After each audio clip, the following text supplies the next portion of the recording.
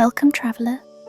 You found your way to Whispers and Embers, where stories burn slow and true, where words remember and silence speaks.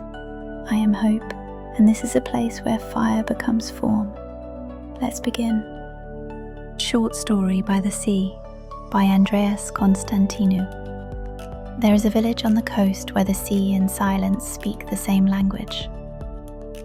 He came in the off-season, no tourists, just wind in the olive trees and the faint clinking of teacups in the cafe that refused to die.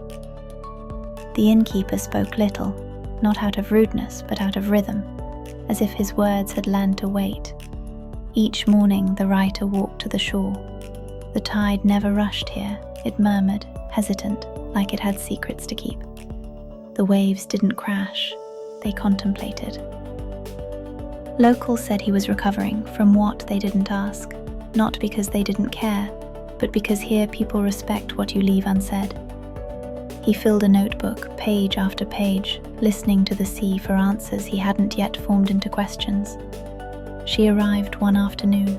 No suitcase, just a scarf that the wind had decided to borrow.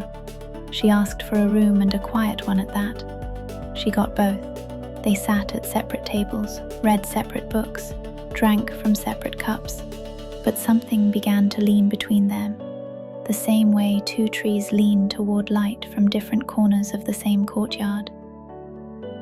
One night, the power went out. The innkeeper lit candles.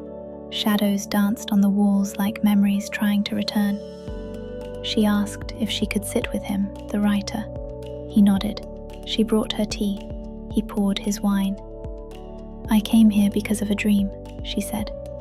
He didn't reply, but his eyes did. The next morning, she was gone.